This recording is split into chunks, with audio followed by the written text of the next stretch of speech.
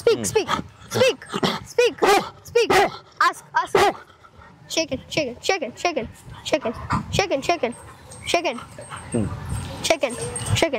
ಕುಣ್ಸು ಕೆಳಗಡೆ full ಕುಣ್ಸು. Wait. ಕುಣ್ಸು Stay.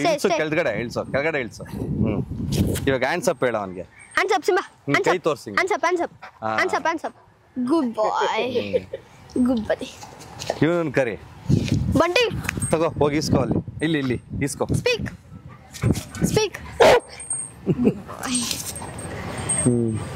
ಸಿಟ್ ಹೇಳು. Simba, sit. High five ಕೇಳು. High five. Good boy. Catch chicks.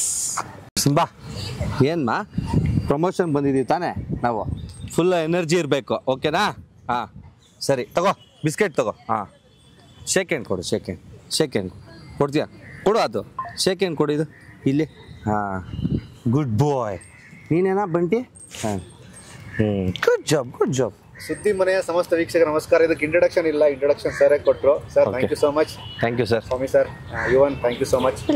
ಅಂದರೆ usually ನಾವು ಶುರು ಮಾಡ್ತೀವಿ ಇವತ್ತಿನ ಕಾರ್ಯಕ್ರಮದಲ್ಲಿ ಇವ್ರು ಗೆಸ್ಟ್ ಇದ್ದಾರೆ ಬಟ್ 2 ಮೇನ್ ಚೀಫ್ ಗೆಸ್ಟ್ಗಳು ನಿಮ್ಮ ಹತ್ರ ಇದ್ದಾವೆ. ಓಕೆ ಸೊ ನಾನು ಏನೂ ಬೇಕಿಲ್ಲ ಬಟ್ ಒಂದು ಸೆಲೆಬ್ರೇಟ್ ಮಾಡೋಂಥದ್ದು ಏನಂತಂದರೆ ಕೆಲವು ಸಿನಿಮಾಗಳಲ್ಲಿ ನಮಗೆ ಈ ಫೇವ್ರೇಟ್ ಹೀರೋಯಿನ್ ಅಂತ ಹೋಗ್ತಿರ್ತೀವಿ. ಬಟ್ ಯಾವಾಗ ಪ್ರಾಣಿಗಳನ್ನು ಕೂಡ ಸಿನಿಮಾದಲ್ಲಿ ದೊಡ್ಡ ಮಟ್ಟ ತೋರಿಸ್ಬೇಕು ಅಂತ ಬಂತಲ್ಲ ಅಲ್ಲಿಂದ ಎಲ್ಲರೂ ಹೀರೋಗಳೇ ಸೂಪರ್ ಹೀರೋಗಳೇ. ಹೌದು ಸರ್. ಈ ಇನ್ವಾಲ್ವ್ಮೆಂಟ್ ಹೆಂಗಿತ್ತು ಸಿನಿಮಾದಲ್ಲಿ? ಫಸ್ಟ್ಗೆ ಎಲ್ರಿಗೂ ನಮಸ್ಕಾರ. ಇದೇ ಸೆಪ್ಟೆಂಬರ್ 5 ನಾನು ಮತ್ತು ಗುಂಡ ಸಿನಿಮಾ ರಿಲೀಸ್ ಆಗ್ತಿದೆ. ಎಲ್ಲ ಸಮಸ್ತ ಕನ್ನಡಿಗರು ಮತ್ತು ಪೆಟ್ ಲವರ್ಸು ಆ ಸಿನಿಮಾನ ಥಿಯೇಟ್ರಿಗೆ ಬಂದು ನೋಡಿ. ಯಾಕಂದರೆ ತುಂಬ ಇಷ್ಟಪಟ್ಟು ಇವರಿಬ್ಬರನ್ನ ಇಟ್ಕೊಂಡು ನಮ್ಮ ಪ್ರೊಡ್ಯೂಸರು ಸಿಕ್ಕಾಪಟ್ಟೆ ಪಾರ್ಟ್ 1 ಮಾಡಿದ್ವಿ. ಕೊರೋನಾ ಬಂದ್ಬಿಡ್ತು. ದೆನ್ ಆವಾಗ ಥಿಯೇಟ್ರಲ್ಲಿ ನಿಲ್ಸ್ಕೊಳಕ್ಕಾಗಿಲ್ಲ. ಮತ್ತು ZEE5 ತುಂಬ ದಿವಸ ನನಗೆ ಗೊತ್ತಿರೋಂಗೆ ಒಂದು 70 ಟೈಮ್ಸ್ ಹಾಕಿದ್ದಾರೆ ಸಿನಿಮಾನ. ಸಿಕ್ಕಾಪಟ್ಟೆ ಸಿನಿಮಾ ಅಲ್ಲಿ TV ಪರದೆಯಲ್ಲಿ ಎಲ್ಲ ನೋಡ್ಬಿಟ್ಟು ಖುಷಿ ಪಟ್ಟಿದ್ದಾರೆ ಗುಂಡಾನ ನೋಡಿ. ನಾನು ಎಲ್ಲರೂ ಟ್ರೈನಿಂಗ್ ಹೋದಾಗೂ ಕೇಳಿದ್ದಾರೆ ಆ ಗುಂಡಾ ಥರ ಟ್ರೈನ್ ಮಾಡಬೇಕು ಅಂತ. ನಾನೇ ಟ್ರೈನರ್ ಅಂದಾಗ ಅವ್ರು ಫುಲ್ ಎಕ್ಸೈಟ್ ಆಗಿಬಿಡ್ತಾರೆ. ಓಕೆ ನೀವು ಮಾಡಿದ್ದೀರಾ ಸರಿ. ಅದಕ್ಕೋಸ್ಕರ ನೀವೆಲ್ಲರೂ ಬಂದು ಕನ್ನಡ ಸಿನಿಮಾನ ಥಿಯೇಟ್ರಲ್ಲಿ ನೋಡಿದ್ರೆ ನಮ್ಗೆ ಇನ್ನೊಂದಷ್ಟು ಮಕ್ಕಳಿಗೆ ಚಾನ್ಸ್ ಸಿಗುತ್ತೆ. ಇವ್ರ ಥರ ಇನ್ನೊಂದಷ್ಟು ಪೆಟ್ಸ್ಗೆ ಚಾನ್ಸ್ ಸಿಗುತ್ತೆ. ಅದರಿಂದ ಎಲ್ಲರೂ ಬಂದು ಥಿಯೇಟ್ರಲ್ಲಿ ನೋಡ್ರೆ ನಮಗೆ ಸಿಕ್ಕಾಪಟ್ಟೆ ಖುಷಿ ಆಗುತ್ತೆ. ಮಾರ್ಕೆಟಿಂಗ್ ಕಿಂಗ್ ಸರ್ ನೀವು. ಅಲ್ಲ ಯೂಶಲಿ ಲಾಸ್ಟ್ ಹೇಳ್ಬೇಕಾದ್ರೆ ಫಸ್ಟ್ ಡೇಟ್ ಸೇಫ್ ಆಗ್ಬಿಟ್ರಿ ಸರ್. ಏನು ಮಾಡೋದು ಸರ್, ಇವಾಗ ಎಲ್ಲರೂ ನಾವು ಕೇಳ್ಕೊತಾ ಇದೀವಿ ಸರ್. ಇವಾಗ ಒಂದು ನಾವು ಪ್ರಾಡಕ್ಟ್ ಮಾಡಿದ್ದೀನಿ ಬಿಕಾಸ್ ಇವರಿಬ್ಬರನ್ನ ಇಟ್ಕೊಂಡು ಮಾಡಿದ್ದೀನಿ ಸರ್. ಎಷ್ಟೊಂದು ಜನ ನೀವು ನೋಡಿದ್ದೀರಾ ಹೀರೋಗಳು ಮನುಷ್ಯರೇ ನಾನು ಒಂದು ಇವಾಗ ತುಂಬ ವರ್ಷ ಸಿನಿಮಾ ಮಾಡ್ಬೇಕಂದ್ರೆ ಯಾರು ಚಾನ್ಸ್ ಕೊಡಲ್ಲ. ಹೋಗಿ ಏನೋ ಒಂದು ಸೈಡ್ ರೋಲ್ ಕೊಡ್ಬೇಕಂದ್ರೆ ನಮ್ಮನ್ನು ನೋಡ್ಕೊಳ್ಳೋ ಇವಾಗ ನಿಮಗೆ ಗೊತ್ತಿರುತ್ತೆ ಸಿನಿಮಾನಲ್ಲಿ ನಮ್ದು ಯಾವ ಕ್ಯಾರೆಕ್ಟರ್ ಇರುತ್ತೆ ಆ ಥರ. ಬಟ್ ಇವರಿಬ್ಬರನ್ನ ಕರೆಸಿ ಇವರಿಬ್ಬರ ಜೊತೆಗೆ ನನ್ನ ಒಂದು ಹೈಲೈಟ್ ಮಾಡಿದಾರಲ್ಲ ಅದು ಒಂದು ದೊಡ್ಡ ಯಶಸ್ಸು ನನಗೆ. ಹೌದು, ಅವ್ರು ರಘು ಅಣ್ಣ. ನಾನೊಂದು 9 ವರ್ಷದಿಂದ ಅವ್ರ ಜೊತೆ ಒಡನಾಟ ಇದ್ದೀನಿ. ನಾನು ಮತ್ತು ಗುಂಡ ಪಾರ್ಟ್ 1ಇಂದನೂ ಅವರು ನನ್ನನ್ನು ತಮ್ಮನ ಥರನೇ ಟ್ರೀಟ್ ಮಾಡೋದು. ನೋ ಸೆಕೆಂಡ್ ಆಪ್ಷನ್ ಅವ್ರಿಗೆ. ಸೆಕೆಂಡ್ ಮಾಡ್ಬೇಕಾದ್ರೆ ಇವಾಗ ಅವತ್ತು ಆ ಟೈಮಲ್ಲಿ ಅವ್ರು ಹೇಳಿದರು ನನಗೆ, ನನ್ನ ಹತ್ರ ಬಜೆಟ್ ಇಲ್ಲ, ಎಲ್ಲರೂ ಕಮ್ಮಿ ಬಜೆಟಲ್ಲಿ ಮಾಡೋಣ ಸಿನಿಮಾ ನಾನು ಮತ್ತು ಗುಂಡ. ಇವತ್ತು ಈ ಪಾರ್ಟ್ 2 ಮಾಡುವಾಗ ಬಾ ಸ್ವಾಮಿ ಬಜೆಟ್ ಇಟ್ಕೊಂಡು ಮಾಡೋಣ, ಇವರಿಬ್ಬರನ್ನ ಚೆನ್ನಾಗಿ ಟ್ರೈನ್ ಮಾಡು, ರೆಡಿ ಮಾಡೋಣ ಅಂತ ಮಾಡಿದ್ದು. ಅದಕ್ಕೆ ಎಲ್ಲರಿಗೂ ಒಂದು ಸತಿ ಏನಕ್ಕೆ ಕರಿತಾ ಇದ್ದೀನಿ ಅಂದರೆ ಇಡೀ ಕನ್ನಡಿಗರಿಗೆ ಇವರಿಬ್ಬರು ಮಾಡಿದ್ದಾರೆ. ಇವರಿಬ್ಬರು ಬಂದ್ಬಿಟ್ಟು ಯೂನಿವರ್ಸಲ್ ಇವರು. ಡಾಗ್ನ ರಿವರ್ಸ್ ಮಾಡಿದ್ರೆ ಗಾಡ್ಸ್. ಓಕೆನಾ? ಗಾಡ್ಸ್ ಕರೀತಾ ಇರ್ಬೇಕಾದ್ರೆ ಎಲ್ಲರೂ ಬಂದು ನೋಡಬೇಕು ಅನ್ನೋದು ನನ್ನೊಂದು ಆಸೆ ಸರ್. ಹೆವಿ ಮಾರ್ಕೆಟಿಂಗ್ ಇದೆ ನಿಮ್ಮಲ್ಲಿ. ಯುವನ್ ಹೆಂಗಿತ್ತು ಎಕ್ಸ್ಪೀರಿಯನ್ಸ್? ಫಸ್ಟ್ ಸಿನಿಮಾ ಹೆಂಗಿತ್ತು ಎಕ್ಸ್ಪೀರಿಯನ್ಸು? ಇದು ನನ್ನ ಫಸ್ಟ್ ಎಕ್ಸ್ಪೀರಿಯೆನ್ಸು. ಸೊ ಸ್ವಾಮಿ ಸರ್ ನನಗೆ 2 months ಟ್ರೈನ್ ಮಾಡೋದು. ಫಸ್ಟ್ ಇವರಿಬ್ಬರ ಮಧ್ಯೆ ರಿಲೇಷನ್ಶಿಪ್ ಬೆಳ್ಕೊಬೇಕಿತ್ತು. ಆಮೇಲೆ ರಘು ಸರ್ ಕೂಡ ನನಗೆ ತುಂಬ ಟ್ರೈನಿಂಗ್ ಕೊಟ್ಟರು, ಹೆಂಗೆ ಆ್ಯಕ್ಟಿಂಗ್ ಮಾಡಬೇಕು, ಆಮೇಲೆ ಹೆಂಗೆ ಈ ಥರ ಸೀನ್ಸ್ನ ಫೇಸಸ್ ಮಾಡಬೇಕಂತ. ಬೆಳಗ್ಗೆ 5 o'clockಗೆಲ್ಲ ನಾವು ಶೂಟಿಂಗ್ ಮಾಡ್ತಾಯಿದ್ದೋ. ಸ್ಪಾಟ್ ಅಂತೂ ಸಖತ್ತಾಗಿತ್ತು. ಸ್ವಾಮಿ ಸರ್ ಅವ್ರು ಹೇಳ್ಬಿಡ್ತಾಯಿದ್ರು ಹಿಂಗೆ ಮಾಡಬೇಕು, ಇಲ್ಲಾಂದರೆ ಅವನು ಮ್ಯಾನೇಜ್ ಮಾಡೋಕ್ಕಾಗಲ್ಲ ಅವನು. ಸೊ ಹಿಂಗೆ. ನಿಮ್ಮದು ಊರು ಯಾವ ಊರು? ಅಪ್ಪ ಅಮ್ಮ? ನಮ್ಮದು ಮಂಡ್ಯ. ಏನು ಓದ್ತಿದ್ದೆ ನೀನು? ನಾನು 8th. ನೀನು ಸಿನಿಮಾಗೆ ಸೆಲೆಕ್ಟ್ ಆದಮೇಲೆ ಹೆಂಗಿತ್ತು ಫ್ರೆಂಡ್ ಸರ್ಕಲಲ್ಲಿ ಮಾತು? ಅವ್ರ ಎಕ್ಸೈಟ್ಮೆಂಟ್ ಇನ್ನೂ ಕಾಯ್ತಾ ಇದ್ದಾರೆ ಯಾವಾಗ ರಿಲೀಸ್ ಆಗುತ್ತೆ ಅಂತ. ಓಕೆ. ಎಷ್ಟು ದಿನ ಕೆಲಸ ಮಾಡಿದ್ರು? Total number of days? 3 months. Okay. ನಾನು ಒಂದು ಆ್ಯಕ್ಚುಲಿ ಸಾರಿ ಇವನ್ ಬಗ್ಗೆ ಹೇಳ್ಬೇಕು. ಇವನ್ ಬಗ್ಗೆ ಇವ್ನು ಸ್ವಲ್ಪ ಮಾತು ಕಮ್ಮಿ. ಇವ್ರ ತಂದೆ ಇದ್ದಾರೆ ನಾಗೇಶ್ ಅಂತ ಸರ್. ಆ್ಯಕ್ಚುಲಿ ಅವರೇ ಆ್ಯಕ್ಟ್ ಮಾಡ್ತಿದಾರೇನೋ ಈ ಸಿನಿಮಾನಲ್ಲಿ, ಆ ಥರ ಡೆಡಿಕೇಶನು. ಎವ್ರಿ ಡೇ ಮಾರ್ನಿಂಗ್ ನನ್ನ ಸ್ಕೂಲ್ ಇದೆ ಸರ್, K9 ಗುರುಕುಲ್ ಅಂತ ಟ್ರೈನಿಂಗ್ ಸೆಂಟರ್ ಇದೆ. ಮಕ್ಳಿಗೋಸ್ಕರ ಒಂದು ಸ್ಕೂಲ್ ಮಾಡಿದ್ದೀನಿ ನಾನು. ಒಂದು ದಿನ ಬೆಳಗ್ಗೆ ಬಸವನಗುಡಿನಲ್ಲಿ ನನ್ನ ಸ್ಕೂಲ್ ಇದೆ ಸರ್. ಎವ್ರಿ ಡೇ ಮಾರ್ನಿಂಗು 5:45ಗೆ ಇವನ್ನ ಕರ್ಕೊಂಡು ಸ್ಕೂಲ್ ಹತ್ರ ಕರ್ಕೊಂಡು ಬರೋರು. ಇವನ ಜೊತೆ ಮಿಂಗಲ್ ಆಗೋಕ್ಕೆ, ಟ್ರೈನಿಂಗ್ ಮಾಡೋಕ್ಕೆ, ದೆನ್ ಮೋರ್ ದೆನ್ ಇವ್ರ ಜೊತೆ ಇವಂದು ಬಾಂಡಿಂಗ್ ಚೆನ್ನಾಗಿರಬೇಕು ಅಂತ. ಒಂದಿನೂ ಮಿಸ್ ಇರೋಲ್ಲ. ಮಳೆ ಬರೋದು, ಅವತ್ತು ಜರ್ಕಿನ್ ಹಾಕ್ಕೊಂಡು ಕ್ಯಾಪ್ ಹಾಕ್ಕೊಂಡು ಇಬ್ಬರು ಬರೋರು. ಆವಾಗ ಅನಿಸ್ತು ಓಕೆ. ಆ್ಯಕ್ಚುಲಿ ನನಗೆ ತುಂಬ ನೋಡಿದ್ದೀನಿ ಸರ್, ನಾನು ಟ್ರೈನ್ ಮಾಡೋಕ್ಕೆ ಹೋದಾಗಲ್ಲ ಎಷ್ಟೊಂದು ಜನ ಪ್ರೊಡ್ಯೂಸರ್ ಅವ್ರ ಅಕ್ಕ ಮಗ ಇವನು, ಆ ಆ್ಯಟಿಟ್ಯೂಡ್ ಇಲ್ಲ. ಓಕೆ ನಾನು ಪ್ರೊಡ್ಯೂಸರ್ ಅವ್ರ ತಾನೇ, ಇವ್ರ ಮಾತು ಏನು ಕೇಳೋ ಅದೆಲ್ಲ ಏನಿಲ್ಲ. ಅವ್ರು ರಘು ಅಣ್ಣ ನಂಗೆ ಮುಂಚೆನೇ ಹೇಳ್ಬಿಟ್ಟಿದ್ದು, ನಾನು ನಿನ್ನ ಕೈ ಕೊಡ್ತಾಯಿದ್ದೀನಿ, ಇವನ ಜೊತೆ ನೀನು ಫಸ್ಟ್ ಹಾಫು ಫುಲ್ಲು ಟ್ರೈನ್ ಮಾಡಬೇಕು. ಅದು ಏನು ಮಾಡ್ತೀಯಾ, ನೀನು ಹೆಂಗೆ ಮಾಡಿಸ್ತೀಯ ಅದು ನಿನ್ಗೆ ಬಿಟ್ಟಿದ್ದು. ದೆನ್ ಅದೇ ಥರ ಇವ್ರ ಡ್ಯಾಡು ಮತ್ತು ಇವರು ದಿನ ಆ ಡೆಡಿಕೇಶನ್ ಇರೋದಕ್ಕೆ ಇವಾಗ ಏನಾದ್ರು ನೀವು ಇವಂದು ಫಸ್ಟ್ ಹಾಫ್ವರೆಗೂ ಬರ್ತಾರೆ. ಇವಂದು ಕಾಂಬಿನೇಷನು ಜಿ ಸರು, ನಯನ ಮೇಡಮು, 4 ಜನನು ಇವನು ಸೇರಿ 4 ಜನನು ಈ ಇಡೀ ಸ್ಕ್ರೀನ್ ತಿಂದಾಕೊಂಡ್ಬಿಟ್ಟಿದ್ದಾರೆ ಫುಲ್ಲು. ಈ ಒಬ್ರಿಗಿನ ಕಾಂಪಿಟೇಷನ್ ಮಾಡೋದಕ್ಕೆ ಶುರು ಆಗ್ಬಿಟ್ಟಿದ್ದಾರೆ. ಮತ್ತು ಎಲ್ಲಿ ಆ್ಯಕ್ಟಿಂಗ್ ಅಂದರೆ ರಘು ಅಣ್ಣ ಅವರು ಡೈರೆಕ್ಷನ್ ಹೇಳ್ಬೇಕಾರೆ ಅವ್ರ ಪಾಡೋರು ಇವನನ್ನು ಫ್ರೀಯಾಗಿ ಬಿಟ್ಬಿಡೋರು, ನೀನು ಮಾಡು ಅಂತ. ಬಟ್ ಪೆಟ್ಸ್ ಜೊತೆ ಇದ್ದಾಗ ಕೆಲವರು ಡಿಸ್ಟ್ರಾಕ್ಟ್ ಆಗೋದು ಜಾಸ್ತಿ. ಓಕೆ ಇದನ್ನು ಬ್ಯಾಲೆನ್ಸ್ ಮಾಡಲಾ ಅಂತ. ದೆನ್ ಇವನ್ ಜೊತೆಗೆ ಬ್ಯಾಲೆನ್ಸ್ ಮಾಡ್ಕೊಂಡು ಇವನು ಆ್ಯಕ್ಟ್ ಮಾಡಿ ಆ ಪರ್ಫಾರ್ಮೆನ್ಸ್ ತೋರಿಸಿದಾನಂದರೆ ನೀವು ಸಿನಿಮಾ ನೋಡಿದಾಗ 100% ಗೊತ್ತಾಗುತ್ತೆ ನಿಮಗೆ ಇವನು ಏನು ವರ್ಕ್ ಮಾಡಿದ್ದಾನೆ ಅಂತ. ಇದ್ರ ಮೇಲೆ ಜೊತೆಗೆ ನನಗೆ ಇವೊಂದು ಇಷ್ಟ ಆಗಿದ್ದು, ಫಸ್ಟ್ ಸಿನಿಮಾ ಆದ್ರೂ ಒಂದಷ್ಟು ಶಾರ್ಟ್ಸಲ್ಲಿ ಇನ್ವಾಲ್ವ್ಮೆಂಟ್ ಆಗಿ ಮಾಡೋದು ಗೊತ್ತಾ. ಅಂದರೆ ನಾನು ಈ ಸಿನಿಮಾದಲ್ಲಿ ಈಸಿಯಾಗಿ ಮಾಡ್ತೀನಿ ಡಿಫಿಕಲ್ಟ್ ಅನ್ನೋದಕ್ಕಿಂತಲೂ ಅದು ಕನೆಕ್ಟ್ ಆಗಬೇಕು. ಫಸ್ಟ್ ಕತೆ ಕನೆಕ್ಟ್ ಆಗಬೇಕು, ಆಮೇಲಾಗಿ ಆ ನಾಯಿಗಳ ಜೊತೆ ಬಾಂಡಿಂಗ್ ಕೂಡ ಬ್ಲೆಂಡ್ ಆಗಬೇಕು. ಅದು ಹೇಗೆ ಪ್ರಿಪೇರ್ ಆಗ್ತಿದ್ರಿ ನೀವು ಸೆಟ್ಟಲ್ಲೆಲ್ಲ, ಇದ್ರ ಜೊತೆಗೆಲ್ಲ ಪ್ರಿಪರೇಷನ್ ಆಗಿತ್ತು? ಸ್ವಾಮಿ ಸರ್ ಹೇಳ್ತಾ ಇದ್ರು, ನೀನು ಈ ಥರ ಮಾಡು, ನಾನು ನಿಂಗೆ ಟ್ರೈನಿಂಗಲ್ಲಿ ಹೇಳ್ಕೊಟ್ನಲ್ಲ ಅದೇ ಥರ ಮಾಡು, ಅವ್ನು ನಿನ್ನ ಮಾತು ಪಕ್ಕಾ ಕೇಳ್ತಾನೆ. ನಾನು ಮೊದಲೇ 2 months ಅವನ ಜೊತೆ ಆವಾಗಲೇ ಮಿಂಗಲ್ ಆಗಿದ್ದೆ. ಸೊ ನನಗೆ ಅವಾಗ ಈಸಿ ಆಗೋಯ್ತು ಹೆಂಗೆ ಮಾಡಬೇಕು ಅಂತ. ಓಕೆ, ಕೆಲವೊಂದು ಸೀನಲ್ಲಿ ನಿಂಗೆ ಗೊತ್ತಾಗುತ್ತೆ ತುಂಬ ಎಮೋಷ್ನಲ್ ಸೀನ್ ಆಗಿರುತ್ತೆ, ನನಗೆ ಅಳು ತಡೆಯೋಕ್ಕಾಗಲ್ಲ, ಹತ್ತು ಬಿಡ್ತೀನಿ ಅಂತ. ಆ ಥರದ್ದು ಎಷ್ಟು ಸರಿ ಆಗಿದೆ ಸೆಟ್ಟಲ್ಲೆಲ್ಲ? ಟೈಮ್ಸ್, ಯಾಕಂದರೆ ಎಮೋಷನ್ಸ್ ಜಾಸ್ತಿ ಇದೆ ನನ್ನ ಪಾರ್ಟಲ್ಲಿ. ನಂದು ಆಫಲ್ಲಿ ಎಮೋಷನ್ಸ್ ಇದೆ. ಈ ಥರ ಎಮೋಷನ್ಸ್ನೆಲ್ಲ ಆರ್ಟಿಫಿಷಿಯಲ್ ಆಗೆಲ್ಲ ಅಳಕ್ಕಾಗಲ್ಲ, ಅದು ನ್ಯಾಚುರಲ್ ಆಗೇ ಅದನ್ನ ಇದು ಮಾಡಿಕೊಂಡೇ ಹೇಳೋಕ್ಕಾಗೋದು. ಈ ಕಡೆ ನಿಮ್ಮ ಸ್ವಂತ ಮಾಮ ಅವರೇ ಇದು ಡೈರೆಕ್ಟ್ರು, ಬಟ್ ಯಾವಾಗ ಸೆಟ್ಟಿಗೆ ಹೋದಾಗ ಅದು ಆಗುತ್ತಲ್ಲ, ಅಂದರೆ ಚೆನ್ನಾಗಿ ಆಗಬೇಕು, ಪ್ರಾಡಕ್ಟ್ ಚೆನ್ನಾಗಿ ಬರಬೇಕು ಅಂತ. ಆ ವಿಷಯಕ್ಕೆ ಎಷ್ಟೆಲ್ಲ ಸವಾಲುಗಳಿತ್ತು ನಿಮಗೆ? ಇದು ಎರಡು ಸರ್, ಇದು ಆ್ಯಕ್ಚುಲಿ ನಾ ಹೇಳ್ತೀನಿ ಸರ್, ನಾವು ಸಿನಿಮಾ ಅಂತ ಆಗಲಿ, ಒಬ್ರಿಗೆ ಕೆಲಸ ಮಾಡಿಕೊಡ್ತಾ ಇದ್ದೀವಿ ಅಂತ ಆಗಲಿ, ನಾನಾಗಲಿ ಇಡೀ ನನ್ನ ತಂಡ ಆಗಲಿ ಯಾರೂ ಮಾಡಿಲ್ಲ. ರಘು ಅನ್ನೋ director, captain of the ship, ಅವ್ರ ಹಿಂದೆಗಡೆ ನಾವಿರಬೇಕು. ಅವ್ರು ಏನು ಎಕ್ಸ್ಪೆಕ್ಟ್ ಮಾಡ್ತಿದ್ದಾರೆ, ಅವ್ರು ಏನು ಕೇಳ್ತಿದ್ದಾರೆ ಸರ್. ನಮ್ಮದು ಡೈಲಿ ಕಾನ್ವರ್ಸೇಷನ್ ಏನು ನಡೀತಿತ್ತು ನಂದು ಅವ್ರದ್ದು ಇನ್ಸ್ಟಾನಲ್ಲಿ ತುಂಬ ರೀಲ್ಸು, ಡಾಗ್ದು, ಪೆಟ್ದು ಏನೇನು ಡೆಕೋರೇಷನ್ ಮಾಡೋದೆಲ್ಲ ನೋಡಿ ಅವ್ರಿಗೆ ಕಳಿಸಿದ್ದೆ. ಸ್ವಾಮಿ ನಿಂಗೆ ಏನೇನು ಪಾಸಿಬಿಲಿಟಿ ಅದು ಮಾಡು. ಮತ್ತು ಇನ್ನೊಂದು ಸರಿ ಈ ಸಿನಿಮಾನಲ್ಲಿ ಬಂದ್ಬಿಟ್ಟು ಅವ್ರು ಹೇಳ್ದಂಗೆ ನಾವು ಕೇಳಬೇಕಂತ ಏನು ರಿಸ್ಟ್ರಿಕ್ಷನ್ ಇರಲಿಲ್ಲ. ನಮಗೆ ಏನು ಬೇಕು, ಅವ್ರಿಗೆ ಬೆಸ್ಟ್ ಏನು ಕೊಡಬೇಕು ಅನ್ನೋದಿತ್ತು ಇವರಿಬ್ಬರ ಕಡೆಯಿಂದ. ಅದನ್ನು 100% ಅವ್ರು ಎಲ್ಲನೂ ಅಕ್ಸೆಪ್ಟ್ ಮಾಡೋರು ಸರ್. ಇವಾಗ ಮೊನ್ನೆ ಒಂದು ಪ್ರೆಸ್ ಮೀಟಲ್ಲಿ ಹೇಳಿದ್ರು ಸರ್, ಡೈರೆಕ್ಷನ್ಗೆ ಇನ್ನೊಂದು ತುದಿ ಬಂದರೆ ಈ 2 ಪೆಟ್ನ ಇಟ್ಕೊಂಡು ಡೈರೆಕ್ಟ್ ಮಾಡಿರೋ ಸ್ವಾಮಿ ಅಂತ ಹೇಳಿದ್ರು. ಅವಾಗೇನೆ ಅವ್ರು ಅಕ್ಸೆಪ್ಟ್ ಮಾಡ್ಕೊಂಡ್ರು. ಓಕೆ ದೆನ್ ಏನಂತ ಹೇಳಿದ್ರೆ, ನಾವೆಲ್ಲರೂ ಯಾರು ದೊಡ್ಡವರಿಲ್ಲ, ಇದಿಲ್ಲ, ಸಿನಿಮಾನ ನಾವೊಂದು ಫ್ಯಾಮಿಲಿ ಥರ ಸೇರಿಕೊಂಡು ಎಲ್ಲ ಟೋಟಲಾಗಿ ಕೂತ್ಕೊಂಡು ಮಾಡಿರೋ ಈ ಸಿನಿಮಾ ಇದು. ಇದ್ರಲ್ಲಿ ಬಂದ್ಬಿಟ್ಟು ನಾನು ಅವ್ರು ಹೇಳ್ದಂಗೆ ಕೇಳಬೇಕಿಲ್ಲ, ನನಗೆ ಇದು ಬೆಸ್ಟ್ ಸರ್ ಅಣ್ಣ, ಇದು ಬೆಸ್ಟ್ ಇದೆ, ಬಂದು ಮಾಡಿಸ್ತೀರಾ, ಬಾಯಲ್ಲಿ ಬಂತಿ ಪಾಕಂತ ಕೂತ್ಕೋ, ಬೆಸ್ಟ್ ಕೊಡಬೇಕು ಅಂತಲೇ ಮಾಡಿರೋ ಸಿನಿಮಾ ಇದು. ಮತ್ತು ಈ ಕತೆ ಆಗಲಿ ಎಲ್ಲದಕ್ಕೂ ನಮ್ಮನ್ನ ಡೇ 1 ಇನ್ವಾಲ್ವ್ ಮಾಡಿದ್ರು ರಘು ಸರ್.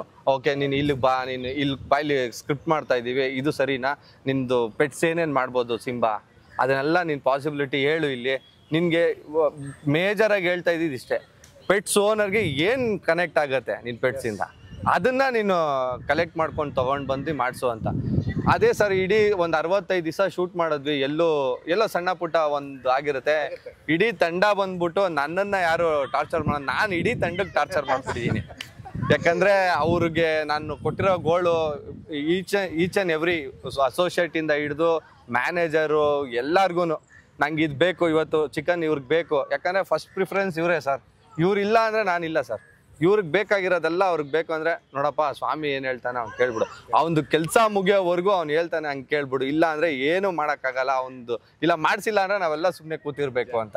ಒಂದೊಂದ್ಸತಿ ನಂಗೆ ಬೋರ್ ಆಯಿತು ಅಂದ್ರೆ ಕರ್ಕೊಂಡು ಹೋಗ್ಬಿಟ್ರೆ ಕಾಯೋರು ಸರ್ ಎಲ್ಲರೂ. ರಾಕೇಶ್ ಸರ್ ಆಗಲಿ, ರಾಕೇಶ್ ಅಡಿಗ, ಮತ್ತೆ ನಯನ ಇವರು, ಮತ್ತೆ ನಮ್ಮ ರಚನಾ ಅವರು, ಇವ್ರು ನಂಗೇನೋ ಬೇಜಾರಾಯಿತು ಅನ್ನೋ ಡಾಗ್ ಇಟ್ಕೊಂಡು ಸರಿ ಓಕೆ ನಾನು ಕಾಯ್ತೀನಿ, ಬನ್ನಿ ಬ್ರೋ, ನೀವು ಕರ್ಕೊಬನ್ನಿ ಬ್ರೋ. ಅದರಲ್ಲಿ ನಂಗೆ ತುಂಬ ಹೇಳಿದ್ನಲ್ಲ ಸರ್, ಈ ಸಿನಿಮಾನ ನಾವು ಸಿನಿಮಾ ಅಂತ ಮಾಡಿದ ಪ್ರೀತಿಯಿಂದ ಎಲ್ಲ ಮಾಡಿರೋ ಇದು ಸರ್ ಕೆಲಸ ಇದು. ನಾನು ಮತ್ತು ಗುಂಡ ಬಂದಾಗ ನೀನು ಅವಾಗ ಎಷ್ಟು ವಯಸ್ಸಿನಾಗಿದೆ ಮೇಲಾಗಿ ಆ ಸಿನಿಮಾ ನೋಡಿದಾಗ ನಿನಗೆಲ್ಲ ಏನು ಅನಿಸಿತ್ತು ಆ ಟೈಮಲ್ಲಿ? ನಾನು ಅವಾಗ 5th ಅಲ್ಲಿದ್ದೆ. ಪಾರ್ಟ್ 1 ಫಾಲೋವರ್ಸ್ ಜಾಸ್ತಿ ಇದ್ದಾರೆ. ನನ್ಗೆ ಆ ಸಿನಿಮಾ ನೋಡೇ ಕ್ಲೈಮ್ಯಾಕ್ಸ್ ಸೀನ್ ನೋಡೇ ಥಿಯೇಟ್ರಲ್ಲೇ ಹೇಳ್ತಾ ಇದೆ ಫುಲ್ಲು.